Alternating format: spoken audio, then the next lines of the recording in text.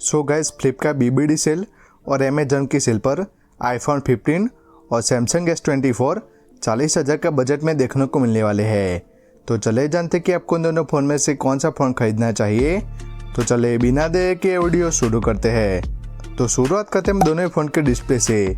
तो सैमसंग में 6.2 इंच की LTPO एमोलेड डिस्प्ले देखने को मिलेगी और साथ ही में 120 हर्ट्ज के रिफ्रेश रेट का सपोर्ट है। और ये जो डिस्प्ले उसमें आपको 2600 निट्स की पीक ब्राइटनेस और HDR10+ का सपोर्ट है। जबकि आईफोन की बात करते हैं, इस फोन में आपको 6.1 इंच की सुपर रेटिना XDR डिस्प्ले देखने को मिलेगी जो कि 60 हर्ट्ज की है और साथ ही में 2000 निट्स की पीक ब्राइटनेस और HDR10+ का सपोर्ट है। तो अगर डिस्प्ले की बात करते हो, जो सैमसंग की डिस्प्ले है वो ज़्यादा प्रीमियम और कलरफुल होने वाली है।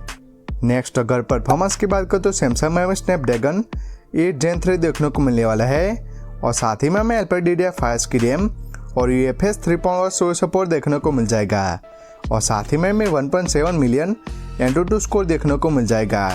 अगर गेमिंग की बात करते इस फोन में को BGMI 120 FPS पर खेल पाएंगे।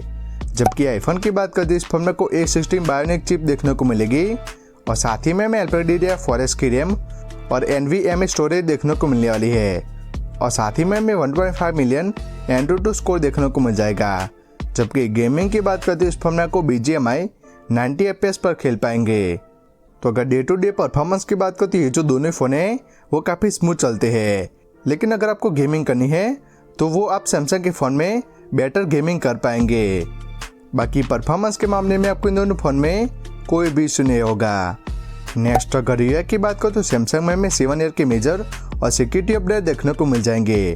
जबकि फीचर्स की बात करते हैं, इस फोन में आपको note assistant, call assistant, PDF translate, circle to search और AI इंटरप्रेटर जैसे AI फीचर्स देखने को मिलने वाले हैं। जबकि आईफोन की बात करते हैं, ये जो फ़ोन है iOS 26 के साथ आता है और साथ ही में 7 ईयर के अपडेट देखने को मिल जाएंगे।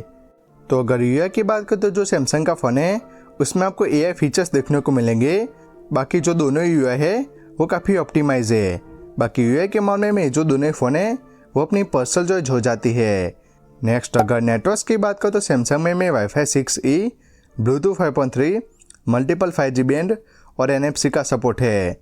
जबकि आईफोन की बात करते हैं, इस फोन में आपको Wi-Fi 6, Bluetooth 5.3, multiple 5G band और NFC का सपोर्ट है। तो अगर नेटवर्क की बात करो तो आपको नेटवर्क के मामले में कोई भी इशू नहीं होगा। नेक्स्ट अगर बैटरी की बात करो तो सैमसंग में 4000 mAh की बैटरी और 25 वाट के फास्ट चार्जिंग का सपोर्ट है और साथ ही में 15 वाट के वायरलेस चार्जिंग और 5 वाट के रिवर्स वायरलेस चार्जिंग का सपोर्ट है। और ये जो फ़ोन है वो अराउंड 80 मिनट में फुल चार्ज हो जाता है।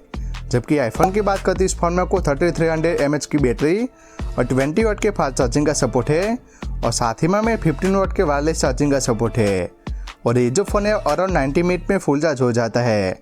तो अगर बैटरी की बात करो तो आपको इन दोनों फ़ोन में ऑलमोस्ट सेम बैटरी लाइफ देखने को मिल जाएंगी। लेकिन जो सैमसंग का फ़ोन है उसमें आपको ज़्यादा फास्ट चार्जिंग का सपोर्ट है। लास्ट अगर कैमरास की बात करो तो सैमसंग में 50 MP का मेन लेंस विथ OIS और दूसरे 12 MP का अल्ट्रा लेंस है और तीसरे 10 MP का टेलीफोटो लेंस है और सामने की तरफ 12 MP का सेल्फी कैमरा देखने को मिलेगा और साथ ही में आप सारे लेंसेज से 4K 60 FPS तक वीडियो रिकॉर्डिंग कर पाएंगे। जबकि आईफोन की बात करते हैं, इस फोन में आपको 48 MP का मेन लेंस विथ OIS और दूसरे 12 MP का अल्ट्रा लेंस है और सामने की तरफ 12 MP का सेल्फी कैमरा देखने को मिलता है और साथ ही में आप सारे लेंसेज से 4K 60 FPS तक वीडियो रिकॉर्डिंग कर पाएंगे। तो अगर कैमरास की बात करते हैं, जो दोनों फ़ोन हैं वो काफ़ी अच्छी फ़ोटोज़ निकाल लेते हैं। लेकिन जो सैमसंग का फ़ोन है उसमें आपको एक्स्ट्रा टेलीफोटो लेंस होने की वजह से बेटर पोर्ट्रेट फ़ोटोज़ देखने को मिलेंगी। लेकिन जो आईफोन है उसमें आपको बेटर वीडियो रिकॉर्डिंग देखने को मिलेगी। तो कैमरास के मामले में जो दोनों फ़ोन हैं वो अपनी पर्सनल चॉइस हो जाती है। लास्ट अगर प्राइसिंग की बात करो तो सैमसंग S24 की बात करो तो 8GB रैम और 128GB मेमो के साथ 40,000 से शुरू होती है। जबकि आईफोन 15 की बात करो तो 6GB रैम और 128GB मेमो के साथ 43,000 में देखने को मिल जाएगा। तो अगर ओवरऑल बात करो तो मेरे हिसाब से जो सैमसंग का फ़ोन है उसमें आपको better display, better battery life और साथ ही में आपको बेटर पोर्ट्रेट फ़ोटोज़ देखने को मिलेंगी। लेकिन जो आईफोन 15 है उसमें आपको बेटर ऑप्टिमाइज परफॉर्मेंस और साथ ही में आपको बेटर कैमरा सेटअप देखने को मिलता है। तो मेरे हिसाब से अगर आपकी मेन प्रायोरिटी कंटेंट क्रिएशन है तो बेशक आप आईफोन 15 की तरफ जा सकते हैं। लेकिन अगर आपको ज़्यादा कस्टमाइजेशन करना पसंद है तो बेशक आप सैमसंग S24 की तरफ जा सकते हैं। तो मेरे हिसाब से आप अपना बजट और रिक्वायरमेंट के हिसाब से आप इन दोनों फ़ोन में से कोई भी एक फ़ोन खरीद सकते हैं। तो कैसे लगे वीडियो कमेंट्स करके ज़रूर बताएं। Thank you.